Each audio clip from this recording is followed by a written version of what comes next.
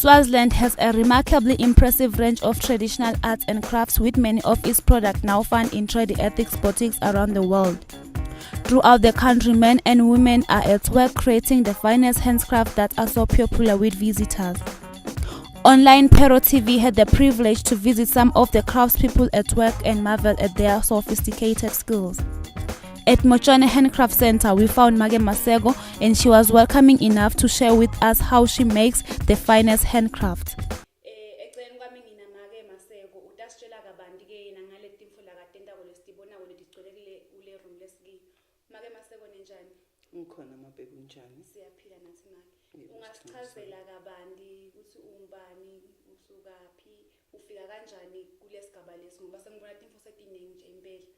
Oh, sicale ile handicraft isengale ngenhla sesisingaka umgwaqo ngala.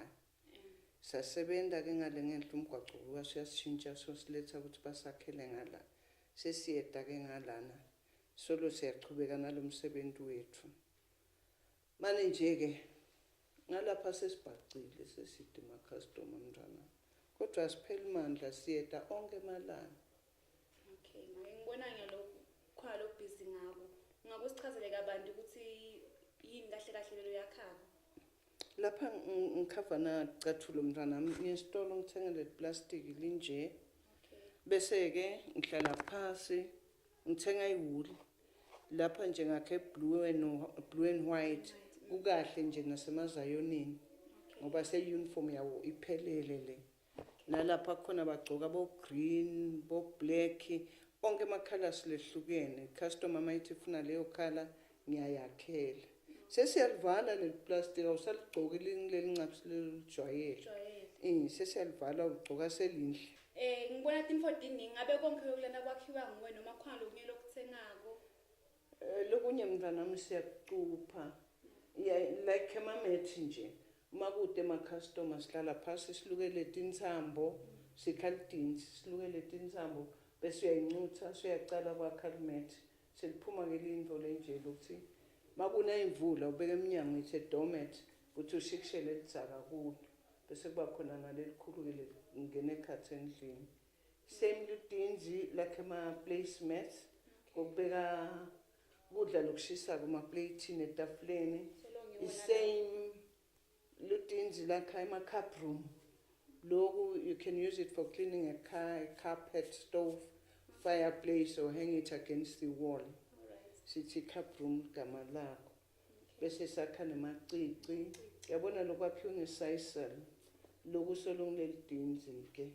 Lento umsebenzi lomnengi. Then we've got different type of baskets. Letinye tinto ke siyacupha letinye masihleli lawo lokubude nje ma customer siyatikicitela. Siyatakhela Okay, mabe ngabuta ngibona na indlovu lambi kwami na nendodzana nemfazi icouple. Loko nako niyatakhela noma niyacupha. Lokho ke khona utindzawo lamotshane lapha bemba khona lelitshe labafana pass emgodini. Bese ke sebayalaka. Basinika ke thina ku half done kungakapheleli inyanga.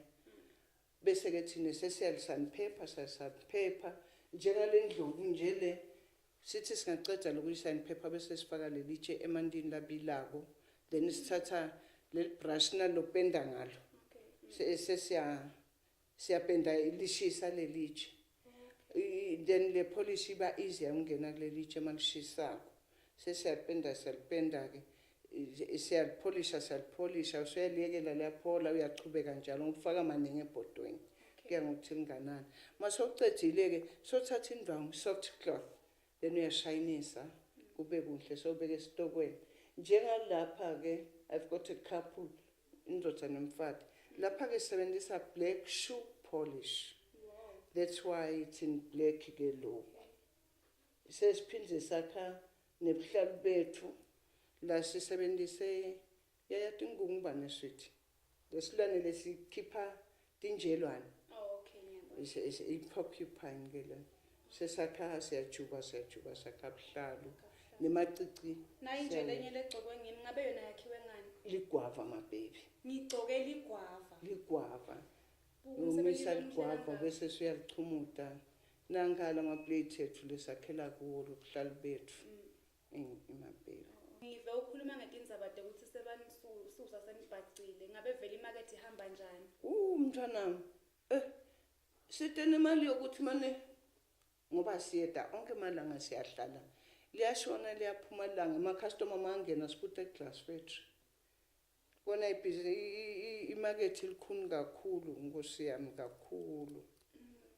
Sihledi nje siyazama kona kodwa nje imakethe ilikhuni awubuke nje icathulo tamtinganani kude bathenga ngiyakha nje tinhle sweet ngiyabonga sithandwa sami ngakha nemabhayiki emabhebi wona lebhayi lakhiwa nguwe nalebhayi lakhiwa ngimi ngithenga ama different colors naye nje lenye color ngithenge nale wuli ubone ukuthi kuyamayishanisa yini so uyakha ke sisi nyalo nje vele sesikhathi semakhate emabhayi lanjena ayadzingeka uyabo sweet ke nayi nebheke eceleni kwami lebheke bona yinhle impela yona ke uyakhangana lena yakhiwe ngahalbom yamahalbom mabhebi kukhona lokukhiwa kulatigangeni ngahalbom bese uyamgwefa usokuphuma kumhlophe kusenke so uyaqala ke uyakha lokhu kwakhiwe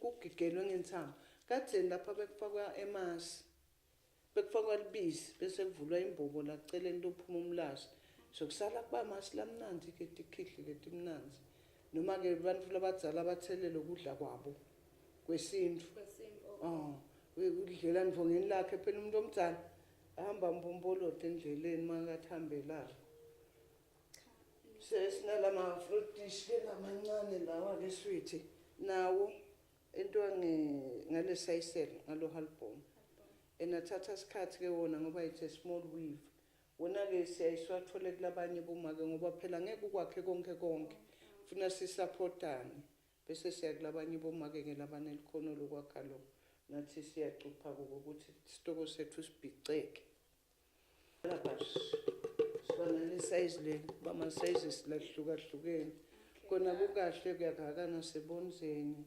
abantwana bali bathi sabadlala nje sibonga kakhulu ke make kusivumela singene sibone into takho letinhle kangaka sithembe ukuthi imakethe seyitawushintsha seyibatawukuthi abatawuthenga ngoba batawubona umsebenzi wakho lomhle kangaka. Make Masego's handcraft varies from grass weaving, creating the most beautiful pattern baskets woven from grass or sisal and colored with natural dyes. Beadwork produced traditional Swazi jewelry such as bracelets, anklets, necklaces, and other accessories with messages conveyed in patterns.